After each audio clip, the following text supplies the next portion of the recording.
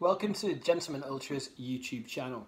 In this paper review, we're going to be looking back of the games from the night before in the Champions League, which featured Napoli and of course Inter. Now Napoli got off to a brilliant start, beating Liverpool by 2-0. Gazzetta dello Sport starts off with Notte Magica al Sao Paulo, basically Magic Night in the San Paulo, and it was a fantastic result.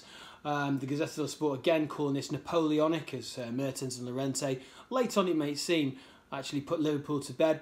Corriere dello Sport instead said it was a very mature Napoli display as they sank Liverpool 2-0. And Dries Mertens said, you know, this is an extraordinary victory. This is what's worth qualifying almost. It was an interesting game in the sense that beforehand Ancelotti had said in all the papers the other day that he was really going to almost take it to Liverpool. Something that possibly wouldn't have been advised when you've already lost 4-3 to Juventus and conceded 3 goals in beating Fiorentina by 4-3 in the opening game.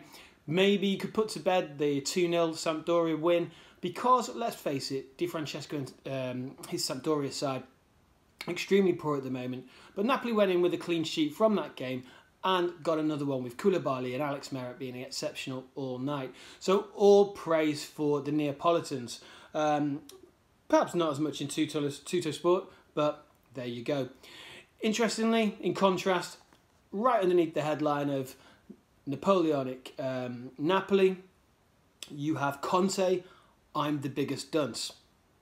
Well, he wanted to admit that because, according to him, it was his tactics, his approach, that let his team down. And he said that the book always starts with him. He won't call out individual players, but it was a poor performance.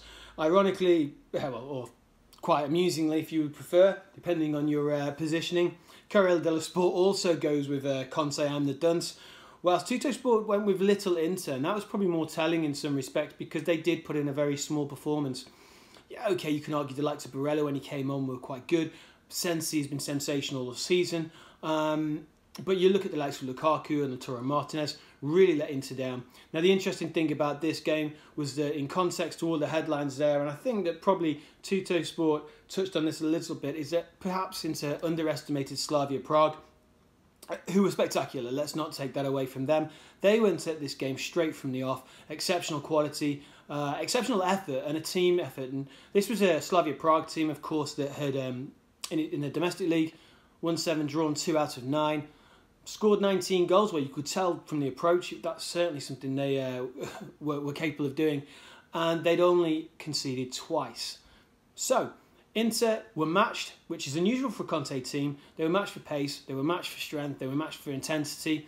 Conte potentially with a strange team selection in the sense of like Godin and Barella played against Udinese, but not until late on did Barella come on for the Champions League game. And they paid the price. In games like this, you'd expect a more technical team to win, but unfortunately they didn't. So that's a wrap-up from the papers from the Gentleman Ultras YouTube channel, and I hope you join us for more content soon.